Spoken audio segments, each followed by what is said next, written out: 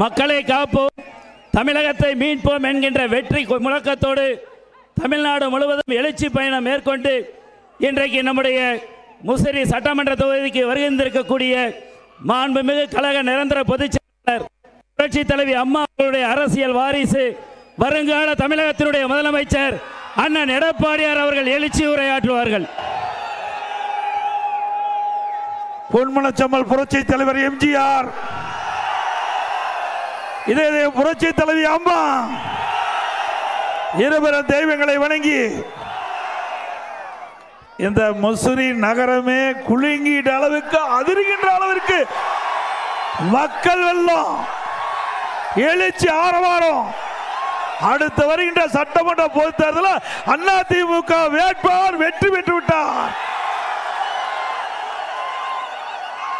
இந்த எழுச்சி பயண நிகழ்ச்சியிலே முன்னிலை உரையாற்றிய முன்னாள் அமைச்சர் மாவட்ட கழக செயலாளர் சகோதரர் திரு பரஞ்சோதி அவர்களே, கழகத்தினுடைய அமைப்பு செயலாளர் முன்னாள் அமைச்சர் எம்எல்ஏ அறிவிச்சவர் பி தங்கமணி அவர்களே, கழக எம்ஜிஆர் இளைஞரணி செயலாளர் முன்னாள் அமைச்சர் சகோதரர் என்ஆர் சிவபதி அவர்களே,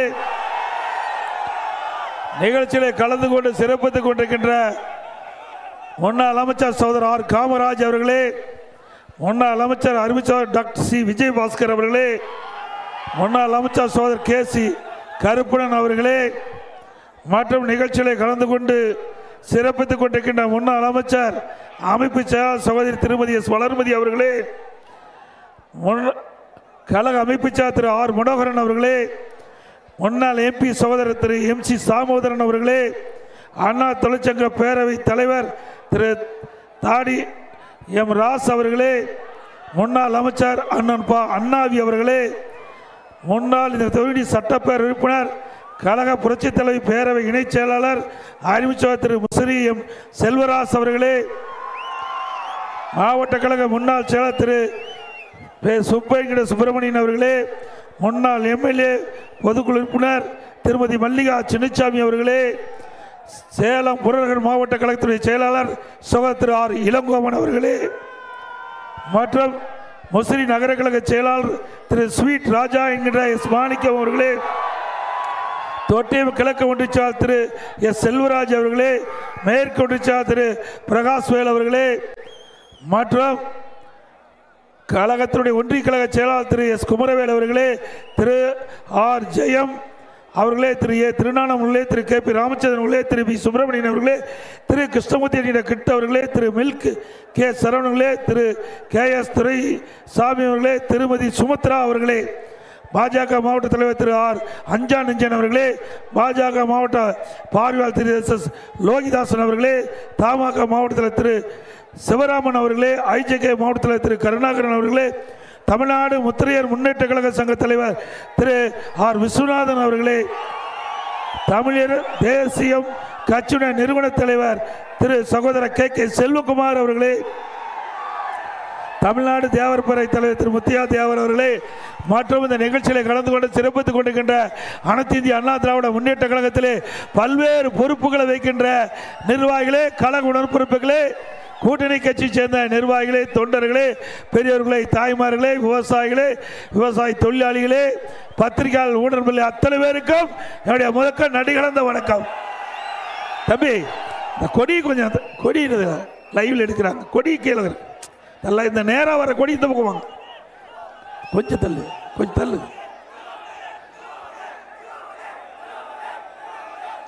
ஆக அனைத்து இந்திய அண்ணா திராவிட முன்னேற்ற கழகம் மக்களுக்காக தொடங்கப்பட்ட இயக்கம் அதிமுக கழகம்.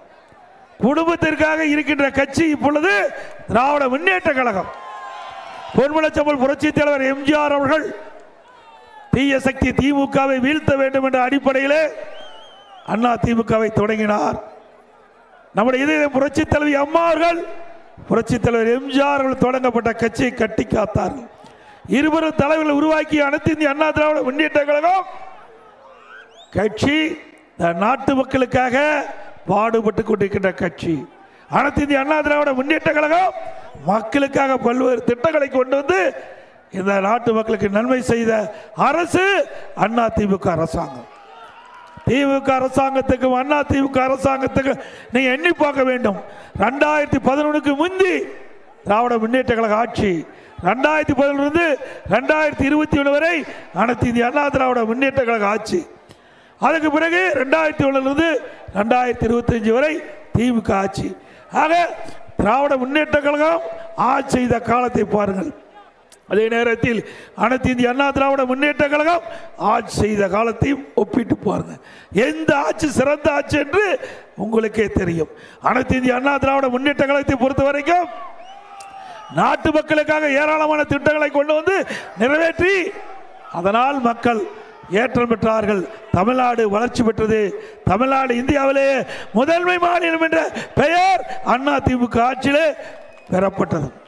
திராவிட முன்னேற்ற கழகம் குடும்ப ஆட்சியாக மாறிவிட்டது, வாரிசு அரசியலாக மாறிவிட்டது.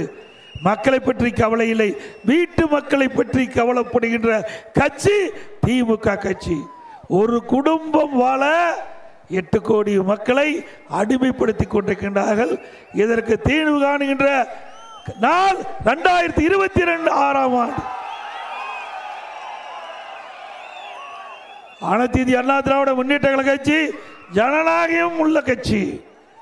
இந்த கட்சியில யார் உழைத்தாலும், கட்சிக்கு விசுவாசமா இருந்தாலும், மக்களுக்கு சேவை செய்தாலும் நிச்சயமாக ஒரு சாதாரண தொண்டன் கூட இங்கே இருக்கின்ற எவரோ உச்சபட்ச பதவிக்கு அண்ணா திமுக வர முடியும். திமுக வர முடியுமா? திரு கருணாநிதி குடும்பத்தில் இருக்கின்றவர் மட்டும்தான் அந்த கட்சிக்கு பதவிக்கு வர முடியும். அண்ணா திமுக அப்படி அல்ல. நான் ஒரு கிளை செயலாளராக இருந்தேன். ஒன்றிய பொறுப்பு, மாவட்ட பொறுப்பு, மாநில பொறுப்பு, உங்களால் கழக நிர்வாகிகளால் தொண்டர்களால் கட்சிக்கு பொதுச் செயலாளர் என்ற அடையாளத்தை கொடுத்திருக்கிறீங்க. இது அண்ணா திமுக. திமுக எப்படி திரு கருணாநிதி அவர்கள், அதுக்கு பிறகு திரு ஸ்டாலின் அவர்கள், இன்றைக்கு திராவிட முன்னேற்ற கழக தலைவர் திரு ஸ்டாலினுடைய மகன் திரு உதயநிதி அவர்கள் இளைஞரணி, திமுக இளைஞரணி செயலாளர், திரு கருணாநிதியுடைய மகா திருமதி கனிமொழி திமுக மகளிரணி செயலாளர். வேற என்ன பதவி இருக்குது? 3 தான் முக்கியமான பதவி. 3மே திமுக குடும்பத்தை சேர்ந்தவர்கள் தான் கட்சி பதவியில் இருக்கின்றார். உண்மைதானே? அண்ணா திமுக அப்படி இருக்குதா? பரஞ்சோதி இருக்கிறாரு, மரியாதை சிவபதி இருக்கிறாரு, தங்கமணி இருக்கிறாரு, உள்ள தாமோதரன் இருக்கிறாரு, செல்வராஜ் இருக்கிறாரு, நீங்க இருக்கிறீங்க. ஆக அனைத்து இந்திய அண்ணா திராவிட முன்னேற்ற கழகம் தான் இன்றைக்கு மக்களை மதிக்கக்கூடிய கட்சி, தொண்டனை மதிக்கக்கூடிய கட்சி, உழைப்பாளியை மதிக்கக்கூடிய கட்சி, தலைமைக்கு விசுவாசமா இருந்தால் உச்ச பதவிக்கு வரக்கூடிய ஒரே கட்சி அண்ணா திமுக கட்சி. அதே நேரத்தில் இன்றைக்கு தமிழகத்தில் ஆட்சி அதிகாரத்துக்கு அவர்கள் வருவதா இருந்தாலும் அந்த குடும்பத்தை, திமுக குடும்பத்தை சேர்ந்தவர்கள், அதாவது திரு கருணாநிதி குடும்பத்தை சேர்ந்தவர்கள் தான் வர முடியும். மத்தியில் ஆட்சியில் அதிகாரத்துக்கு வருவனாலும் திரு கருணாநிதியோடைய குடும்பத்தை சேர்ந்தவங்க தான் வர முடியும். வேற எவரையும் விட மாட்டாங்க. அங்கதான் எப்படின்னா, இங்க இருக்கிற எங்க திருச்சியில் இருக்கிற அமைச்சர் யாரு, நேரு அவர்கள், திரு நேரு அவருடைய மகன். ஏன் திரு கருணாநிதி குடும்பத்தில் தான் வாரிசு இருக்கணுமா? என்னுடைய குடும்பத்திலையும் வாரிசு இருப்பதாக அவருடைய மகனே இங்கே நாடாளுமன்ற தேர்தலில் நிறுத்தப்பட்டு அவர் இப்போ எம்பி ஆயிருக்கார். அது குடும்ப கட்சி ஆயிட்டது. திமுக கார்பரேட் கம்பெனி சித்தரா குறிப்பு சொல்லிருக்கிறாங்க இன்னைக்கும். அப்படி ஏழை குடும்பத்தை சேர்ந்தவர்கள், கட்சிக்கு விசுவாசமானவர்கள், மக்களுக்கு சேவை செய்யக்கூடிய அப்படிப்பட்டவரை தேர்ந்தெடுத்து எம்எல்ஏ ஆக்குனாங்க. அதே போல கள்ளக்குறிச்சி இப்ப இருக்கிற எம்எல்ஏ பெயிண்ட் அடிச்சிட்டு இருந்தார், வீடு வீடா பெயிண்ட் அடிச்சிட்டு இருந்தார். இன்னைக்கும் ஒரு 4000 ரூபாய் வீட்டில் தான் வாடகைக்கு இருப்பதா பேட்டி கொடுத்திருக்கிறார். ஆக கட்சிக்கு விசுவாசமா இருந்தார், மக்களுக்கு சேவை செஞ்சார், மக்களிடத்தில் நன்மதிப்பு. பணம் காசு பார்க்கல, பணக்காரன் ஏழைன்னு பார்க்கல. இந்த கட்சியை பொறுத்த வரைக்கும் உழைப்பு யார் மக்களுக்கு கொடுப்பார், சேவை யார் செய்வார், அதன் அடிப்படையில் கொடுத்திருக்கிறோம். ஆக எங்களுடைய கட்சியை பொறுத்தவரை அதிமுகவை பொறுத்த வரைக்கும் மதத்தின் அடிப்படையில் செயல்படுவதில்லை, ஜாதியின் அடிப்படையில் செயல்படுவதில்லை. அண்ணா திமுக உழைக்கின்றவர்களுக்கு மரியாதை கொடுக்கக்கூடிய கட்சி அண்ணா திமுக கட்சி.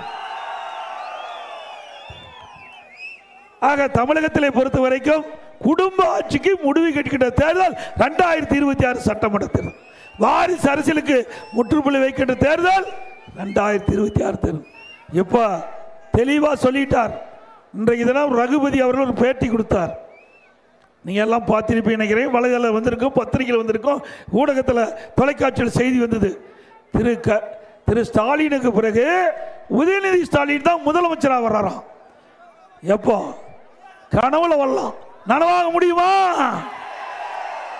2026 தேர்தலோட திரு கருணாநிதி குடும்பத்திற்கு சமட்டி அடிக்கிற தேர்தலாக இருக்கும். திரு கருணாநிதி குடும்பத்தினுடைய வாரிசுகளுக்கு இன்னும் தமிழகத்தில் இடமில்லை.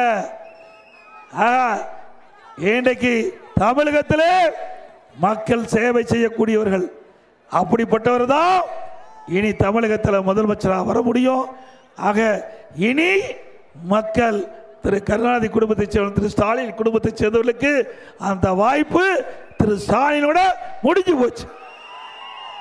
யாரு இந்த கட்சியில் அண்ணா திமுக கட்சியில் வளமாகி எம்எல்ஏ ஆகி மந்திரி ஆகி எட்டப்ப மாதிரி அங்கே திமுக போய் அவரு பேட்டி கொடுக்குறாரு. வெக்கமா இல்லை? இங்க இருக்கிற அண்ணா திமுக கட்சிக்காரன் உழைத்து எம்எல்ஏ என்ற அடையாளத்தை கொடுத்தார் ரகுபதிக்கு. அம்மா அவர்கள் அவருக்கு அமைச்சர் என்ற அடையாளத்தை கொடுத்தாங்க. அதையெல்லாம் மறந்துவிட்டு இன்றைய தினம் இன்றைக்கு திமுகவில் கொத்தடிமை போல அவள் கொடுக்கின்ற அறிக்கையை விஷமத்தனமாக கக்கிட்டு இருக்கார். ஆக திரு ரகுபதி அவர்களே, நீங்களே சொல்லிட்டீங்க, திரு ஸ்டாலினுக்கு பிறகு உதயநிதி ஸ்டாலின் அவர்கள் தான் முதலமைச்சர். இதோட உங்க கதை முடிஞ்சு போச்சு. இந்த தேர்தலோட திமுக கதை முடிஞ்சு போச்சு. உண்மைதானே? அதோட இன்றைக்கு இந்த முசிறி சட்டமன்ற தொகுதியை பொறுத்த வரைக்கும் விவசாய சார்ந்த பணிகள் தான் அதிகம். விவசாயிகள், விவசாய தொழிலாளிகள். ஆக இந்த பகுதியை பொறுத்த வரைக்கும் நல்ல விவசாயம் செய்யக்கூடிய பகுதி. ஒரு பகுதி மேடான பகுதி, ஒரு பகுதி வயல் பகுதி, அதோட விவசாய தொழிலாளி நிறைந்த பகுதி. ஆக விவசாயிகளுக்கும் விவசாய தொழிலாளிக்கும் அனைத்து இந்திய அண்ணா திராவிட முன்னேற்ற கழக ஆட்சியில் நிறைய திட்டங்களை கொண்டாந்து நிறைவேற்றிருக்கிறோம். அனைத்து இந்திய அண்ணா திராவிட முன்னேற்ற கழக ஆட்சியில் நம்முடைய விவசாய பெருடி மக்கள் தொடக்க வேளாண் கூட்டுறவு கடன் சக்கரத்தில் வாங்கிய பயிர் கடன் 2 முறை தள்ளுபடி செஞ்சிருக்க. 2 முறை தள்ளுபடி செஞ்சு தமிழ்நாடு வரலாற்றில் ஒரு அரசாங்கம் இந்த விவசாயிகளுடைய பயிர்க்கடன் 2 முறை தள்ளுபடி செய்தது கிடையாது. அந்த வரலாற்று சாதனை விவசாயிகளுக்கு கிடைத்தது அண்ணா திமுக ஆட்சியில். அதில் விவசாயிகள் நீர் முக்கியம். இன்றைக்கு வேளாண் பணியை மேற்கொள்ள வேண்டும் என்றால் நீர் முக்கியம். அந்த நீரை விவசாயிகளுக்கு கொடுக்க வேண்டும். அதற்காக குடிமராமத்து திட்டத்தை கொண்டாந்தோம். இந்த குடிமராமத்து திட்டத்தின் மூலமாக விவசாயிகளுக்கு முழுமையாக நீர் கிடைக்க வேண்டும். கோடை காலத்தில் நீர் பற்றாக்குறை ஏற்பட்டுவிடும். அதனால ஏரி, குளம், குட்டை, அணை அனைத்தும் தூர்வாரப்பட்டது. அதனால மழைக்காலத்தில் பெய்கின்ற நீர் ஏரியிலே சேமித்து நிலத்தில் நீர் உயர்ந்து விவசாயத்திற்கு தேவை நீர், குடிப்பதற்கு தேவையான நீரை உருவாக்கி தந்த அரசாங்கம் அண்ணா திமுக அரசாங்கம். அதே போல கொஞ்சம் பேசாதிருப்பா குறுக்கு. ஆக அனைத்து இந்திய அண்ணா திராவிட முன்னேற்ற கழக அரசு இருக்கின்ற பொழுது நீங்க மும்முனை மின்சாரம், அவருடைய மின் மோட்டாருக்கு 24 மணி நேரம் மும்முனை மின்சாரத்தை கொடுத்தோம். அதே போல வறட்சி நிவாரணம் கொடுத்தோம்.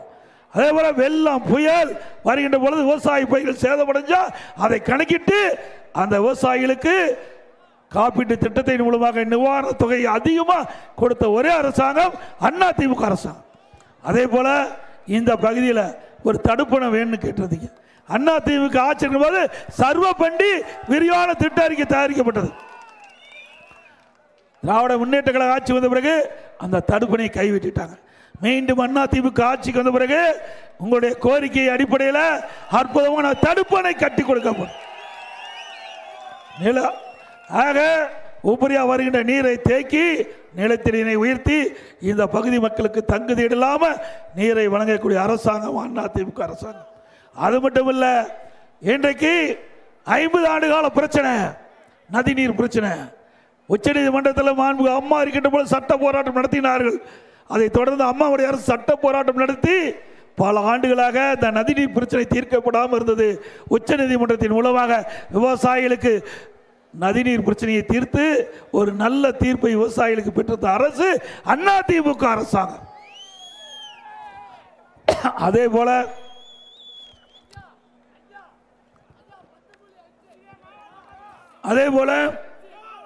விவசாயிகளுக்கு, விவசாய தொழிலாளி அவர்களுக்கு நிறைய திட்டங்களை கொண்டாந்துருக்கிறோம்.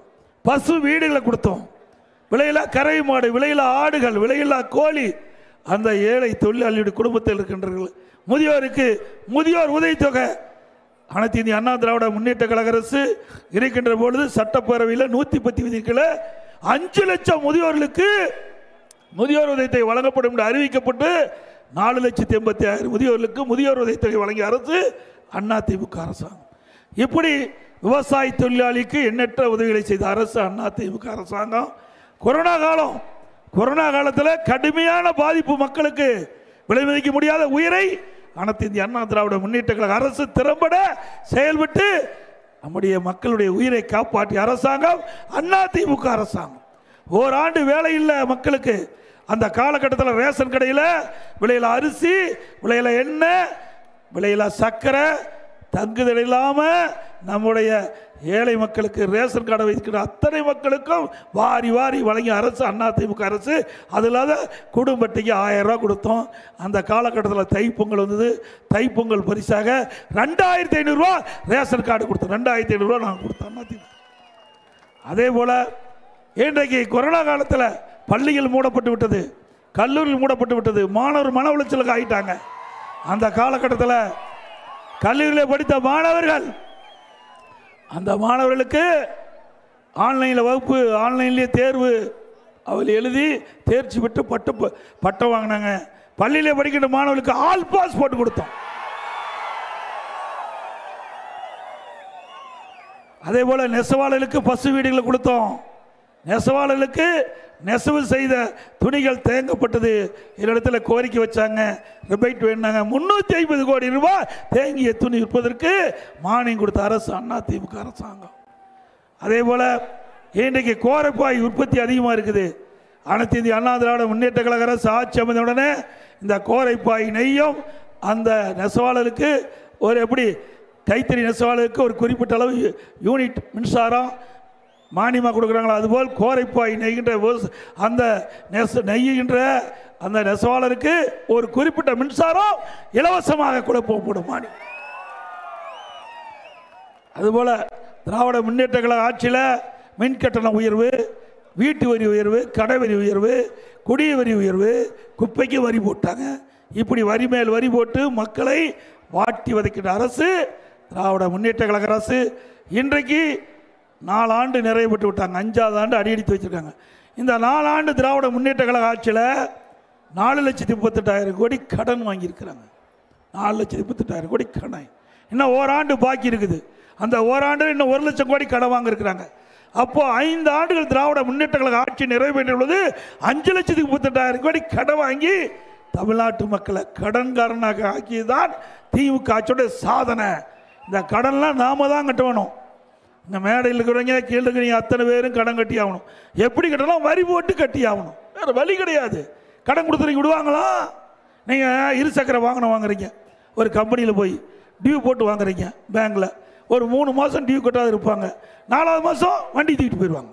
வீட்டு லோன் வாங்குவீங்க, ஒரு 3 மாதம் கட்டாத இருந்தால் செலவு கொடுப்பாங்க. 4வது மாதம் கட்டலினா வீட்டுக்கு சீல் வச்சுருவாங்க. அப்படி தான் அரசாங்கம் கடன் வாங்கினாலும் அந்த கடனை திருப்பி செலுத்த வேண்டும். அதற்கு அரசாங்கம் வரி விதிக்கும். திராவிட முன்னேற்ற கழக அரசு இன்றைக்கு எக்கச்சக்கமாக கடனை வாங்கி தமிழ்நாடு ஒரு கடன்கார மாநிலமாக்கிட்டாங்க.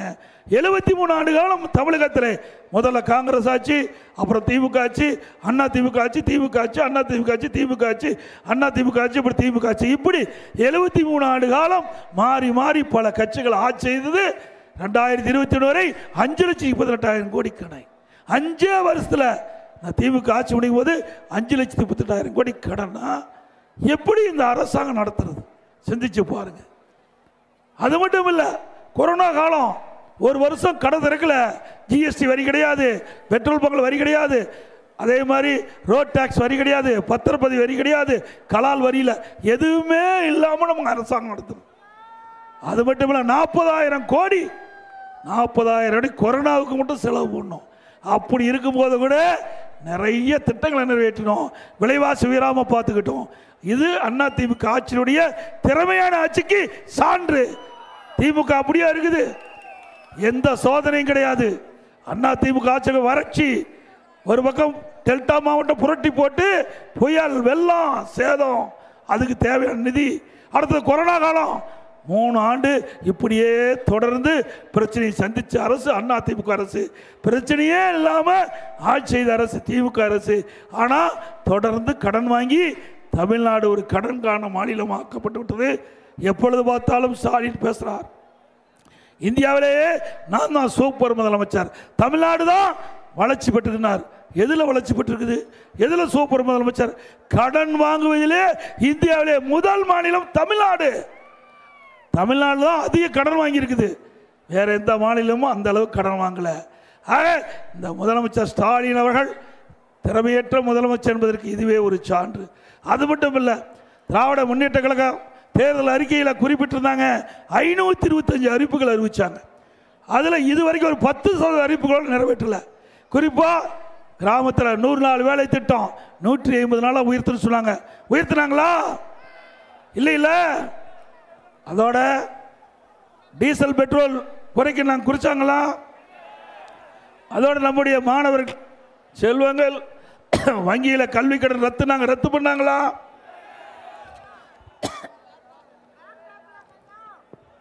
அதே போல மாதம் மாதம் கேஸ் சிலிண்டர் மானியம் 100 ரூபாய் கொடுத்தாங்களா? அதோட அனைத்து இந்திய அண்ணா திராவிட முன்னேற்றங்களை கொண்டு வந்த திட்டத்தை பல திட்டத்தில் நிறுத்தி அதில் தான் சாதனை படைச்சிருக்கார் திரு ஸ்டாலின். கூட சொன்னாங்க, பள்ளியிலே படிக்கின்ற குழந்தைகளுக்கு அனைத்து உதவிகளும் செஞ்சோம். காலனி, சீருடை, விலையில்லா புத்தகம், அதை கொண்டு போகிறதுக்கு பை, பள்ளிகள் போகிறதுக்கு சைக்கிள், அறிவுபூர்வமான கல்வி கிடைக்க லேப்டாப் கொடுத்தோம். அனைத்து மாணவர்கள் லேப்டாப். தமிழ்நாடு முழுவதும் 10 ஆண்டுல 52,30,000 மாணவிக்கு லேப்டாப் கொடுத்தோம். இந்த அரசாங்கம் வந்து நிறுத்தப்பட்டு விட்டது. இதற்கு மட்டும் அதிமுக ஆட்சியில் 7,300 கோடி நிதி ஒதுக்கீடு செய்யப்பட்டது. மாணவருடைய கல்வி சிறக்க, அதுவும் அரசு பள்ளியில் படிக்கின்ற மாணவர்கள் தனியார் பள்ளியில் படிக்கின்ற மாணவர்களுக்கு இணையா இருக்க வேண்டும் என்ற அடிப்படையில் அம்மா கொண்டு வந்த திட்டத்தை சிறப்பாக செயல்பட்டோம். மீண்டும் அதிமுக ஆட்சி உங்களுடைய துணையால் மலரும். அப்படி வருகின்ற பொழுது இந்த நிறுத்தப்பட்ட நம்முடைய மாணவர்களுக்கு லேப்டாப் தொடர்ந்து வழங்கப்படும். அதே போல தாலிக்கு தங்கம் வழங்க திட்டம் அதிமுக ஆட்சியில் அம்மா கொண்டாந்தாங்க. இன்றைக்கு ஏழை எளிய குடும்பத்தில் பிறந்த பெண்கள் அந்த திருமண பருவம் வருகின்ற பொழுது பொருளாதார சூழ்நிலை காரணமாக திருமணம் தடைபடுகிறது. அதை அம்மா அறிஞ்சு இந்த ஏழை குடும்பத்தில் பிறந்த பெண்களுக்கு குறிப்பிட்ட நேரத்தில் திருமணம் நடைபெற வேண்டும் என்பதற்காக 26,50,000 திருமண உதவி திட்டம், உதவித்தொகை, திருமண உதவி திட்டம், உதவித்தொகை. தாலிக்கு தங்கம் ஒரு சவரன் 75,000, அதையும் நிறுத்திட்டாங்க. 6 லட்சம் பேருக்கு அதிமுக ஆட்சியில் கொடுக்கப்பட்டது. மீண்டும் அதிமுக ஆட்சிக்கு வந்த பிறகு இந்த தாலிக்கும் தங்கம் வழங்கும் திட்டம், திருமண உதவி திட்டம் தொடரும். அதோட இந்த திருமண உதவி திட்டத்தின் கீழ் வருகின்ற மணப்பெண்ணுக்கு பட்டு சேலை வழங்கப்படும், மணமகனுக்கு பட்டு வேஷ்டி வழங்கப்படும். அதோட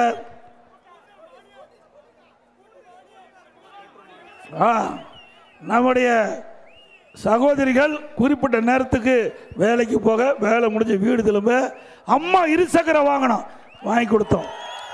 3 லட்சம் பேர் அந்த திட்டத்தை துவக்கிப்பதற்கு பாரத பிரதமர் திரு மோடி அவர்களை சென்னைக்கு அழைச்சி கலைவாண ரங்களை துவக்கி வச்சு 2,80,000 பேருக்கு அம்மா இருசக்கர வாகனம், ஒரு அம்மா இருசக்கர வாகனத்துக்கு 25,000 மானியம் கொடுத்தோம். மீண்டும் அந்த திட்டம் தொடரும். அதோட அம்மா மினிக்கில்லை, இந்த தொகுதியில் மட்டும் இந்த முசிறி சட்டமன்ற தொகுதியில் 9 அம்மா மினி கிளினிக் திறந்திருக்கிறோம். 9 அம்மா மினி கிளினிக் கிராமத்திலிருந்து நகரம் வரை, பேரூராட்சி வரை, ஏழை மக்கள் நிறைந்த பகுதியை அதெல்லாம் தேர்ந்தெடுத்து அந்த பகுதி மக்களுக்கு அங்கேயே சிகிச்சை அளிக்கக்கூடிய ஒரு வாய்ப்பை உருவாக்கி தருவதற்காக அம்மா மினி கிளினிக் திறக்கப்பட்டது. முசிறி சட்டமன்ற தொகுதியில் 9 இடத்துல திறந்தோம். திராவிட முன்னேற்ற கழக ஆட்சி வந்தது, அதை ரத்து பண்ணிட்டாங்க. மீண்டும் அதிமுக ஆட்சி வந்த பிறகு இந்த அம்மா மினி கிளினிக் திட்டம் தொடரும். இப்போ 2000 4000 அம்மா மினி கிளினிக் கொடுக்கப்படும். அதோட நம்முடைய ஏழை தொழிலாளிகள், அதோட தாழ்த்தப்பட்ட மக்கள், மலைவாழ் மக்கள், இவர்களுக்கெல்லாம் அனைத்து இந்திய அண்ணா திராவிட முன்னேற்ற கழக ஆட்சி வந்த உடனே அற்புதமான காங்கிரீட் வீடு பல லட்சம் ரூபாய் செலவில் கட்டி கொடுக்கப்படும். இப்போ கட்டுற வீடு மாதிரிலாம் இல்லை, பல லட்சம் செலவில் அந்த ஏழை மனம் நிறைவுகின்ற அளவுக்கு, மன மகிழ்ச்சி அடைகின்றவர்களுக்கு அற்புதமான வீடு இந்த ஏழைகளுக்கு கட்டி கொடுக்கப்படும். அதோட ஒவ்வொரு தீபாவளி வருகின்ற பொழுதும் நம்முடைய தாய்மார்களுக்கும் சகோதரிகளுக்கும் நல்ல சேலை வழங்கப்படும் தீபாவளியின் போது. அதோட இப்போ ஸ்டாலின், உங்களுடன் ஸ்டாலின் ஒரு விளம்பரத்தால் அடித்து வீடு வீடாக வந்தாங்களா, வீட்டு வீடா வந்து உங்களுக்கு 46 பிரச்சனை இருப்பதா 4 வருஷம் இருந்து கண்டுபிடிச்சிருக்கார் முதலமைச்சர். இதை கண்டுபிடிக்கிறதுக்கு 4 வருஷம் ஆகி போச்சு. இப்போதான் மக்களுக்கு பிரச்சனை இருப்பதாக நாட்டுடைய முதலமைச்சர் உணர்ந்து இதுக்கு ஒரு விளம்பரத்தால் அடித்து வீடு வீடாக வந்து அதிகாரிகள் விசாரித்து அந்த அதிகாரிகள் சம்பந்தப்பட்ட துறைக்கு அனுப்பி உங்களுடைய பிரச்சனை தீர்க்கிறாங்களாம். இது நடக்குங்களா? நான் இருக்குது 8 மாதம், 4 வருஷம் வரைக்கும் கும்பகர்ணன் போல தூங்கிட்டு இப்போ அடுத்த ஆண்டு தேர்தல் வர இருக்குது. அதை மையமாக வைத்து மக்களை ஏமாற்றுவதற்காக திரு ஸ்டாலின் அரசு இப்படிப்பட்ட நாடகத்தை அரங்கேற்றிருக்குது.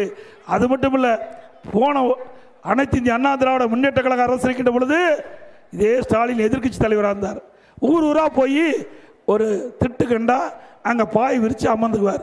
முன்னாண்ட ஊர் மக்கள்லாம் அழைச்சி அங்கே பெட்ஷீட் போட்டு அவளை அமர வச்சு அந்த மக்கள்கிட்ட உங்களுக்கெல்லாம் என்ன குறை இருக்குது அந்த குறையெல்லாம் ஒரு மனுவாக எழுதி நான் பெட்டி கொண்டாந்துருக்கிறேன், அந்த பெட்டியில் போடுங்க, நான் அந்த பெட்டியை பூட்டி சீல் வச்சு பத்திரமா நான் வீட்டுக்கு எடுத்துகிட்டு போய் திராவிட முன்னேற்றங்களை ஆட்சி வந்த பிறகு அந்த சீலை உடைச்சு பெட்டி திறந்து மனுவை எடுத்து படித்து பார்த்து பிரச்சனை தீர்க்கிறேன்னு சொன்ன முதலமைச்சர் தானே அன்றைக்கு எதிர்க்கட்சி தலைவராக இருந்தார்.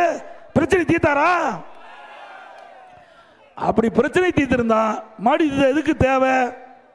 இது தேவையா? ஏற்கனவே மக்களுடைய பிரச்சனை தானே மனுவா எழுதி நீங்க பெட்டியில் போட்டுக்கிறீங்க. ஆக எப்படி மக்களை ஏமாற்ற? ஒரு படத்தில் சதுரங்க வேட்டைன்னு நினைக்கிறேன், ஒருவரை ஏமாற்ற வேண்டும் என்றால் ஆசையை தூண்ட வேண்டும்.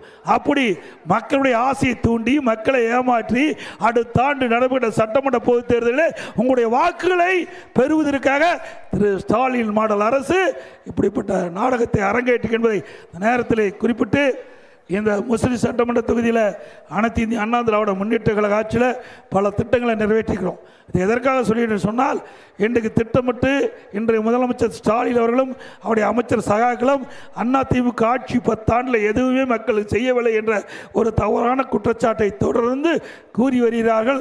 அனைத்து இந்திய அண்ணா திராவிட முன்னேற்ற கழக ஆட்சியில் முசிறி சட்டமன்ற தொகுதியில் என்னென்ன திட்டத்தை கொண்டு வந்து நிறைவேற்றிக்கிறோம் என்ற பட்டியலை உங்களுடைய கவனத்திற்கு கொண்டாரோம். முசிறி நகரத்தில் 21 கோடி மதிப்பீட்டில் காவிரி கூட்டுக்குடி திட்டத்தை கொண்டு வந்து இந்த மக்களுக்கு தண்ணி தேவை. அண்ணா திமுக ஆட்சி இருக்கிற வரைக்கும் ஒரு நாள் விட்டு ஒரு நாள் குடி தண்ணீர் கொடுத்தோம். இப்போ 7 நாளைக்கு ஒரு தடவை தான் இந்த முசிறி நகரத்தில் குடி தண்ணீர் வருது. அப்படித்தானே?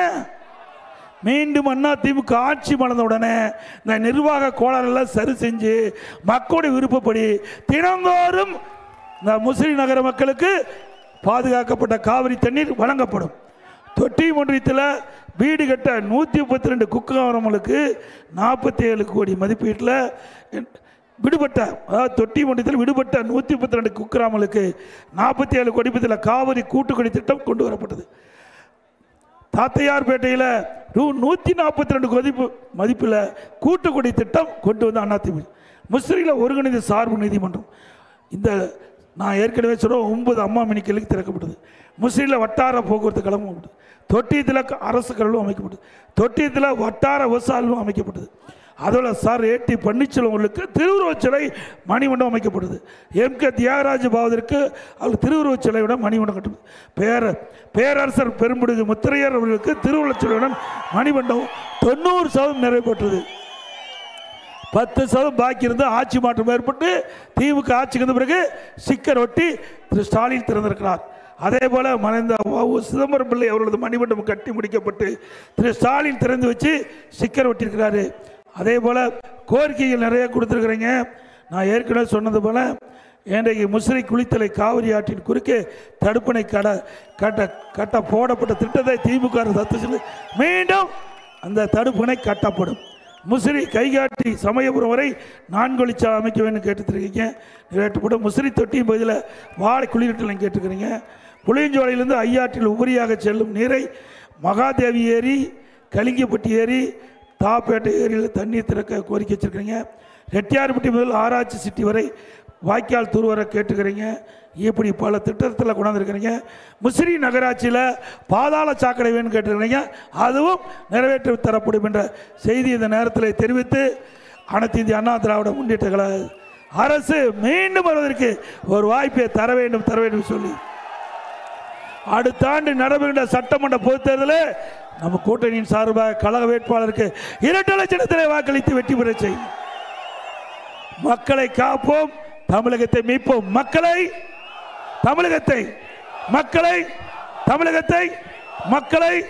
தமிழகத்தை பை பை ஸ்டாலின். நன்றி, வணக்கம்.